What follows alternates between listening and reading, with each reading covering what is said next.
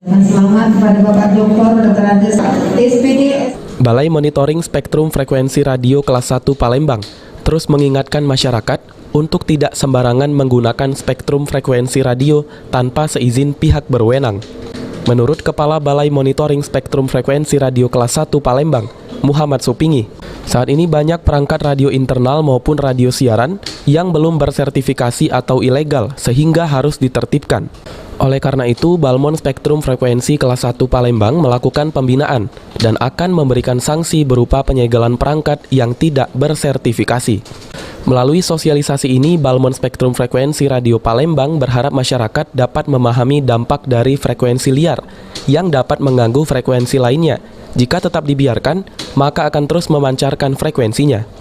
Hari ini ada dua kegiatan, yaitu tentang sosialisasi Undang-Undang Nomor 36 Tahun 99 tentang telekomunikasi, khususnya masalah penggunaan frekuensi radio dan alat atau perangkat komunikasi. Jadi kita itu Balai Monitor itu melakukan tugas pokoknya masalah pengawasan ya.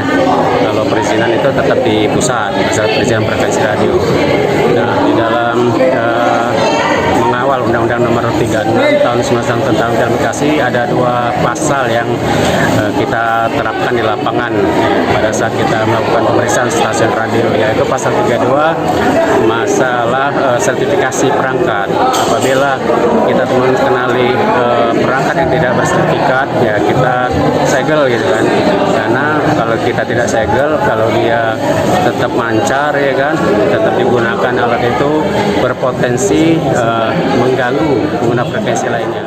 Sementara itu, Asisten 2 Bidang Ekonomi Setda Oku Timur, M. Husen berharap dengan pengguna radio di Oku Timur taat dengan regulasi yang berlaku dan memiliki frekuensi resmi, radio digunakan untuk membantu pemerintah dan masyarakat dalam segala bidang, terutama di bidang pertanian. Seluruh informasi terkait pertanian bisa sampai secara langsung kepada masyarakat di tengah keterbatasan alat telekomunikasi saat ini. Dengan orang ini kan alat komunikasi, ya, kita berharap dengan alat komunikasi ini kita bisa menyampaikan misi-misi dari pemerintah yang bisa disampaikan, misalkan dari pertanian, bagaimana cara budidayanya, kemudian bagaimana cara mengatasi kelangkaan pupuk dan segala macamnya bisa diinformasikan oleh masyarakat atau dari pengguna orari ini. Ya.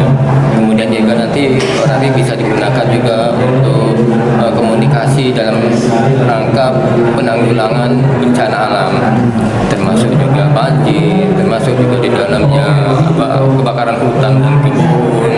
Ya, jadi hal-hal yang baik ini bisa disampaikan melalui orari. Ari Pranika, PAL TV. Semua yang saya hormati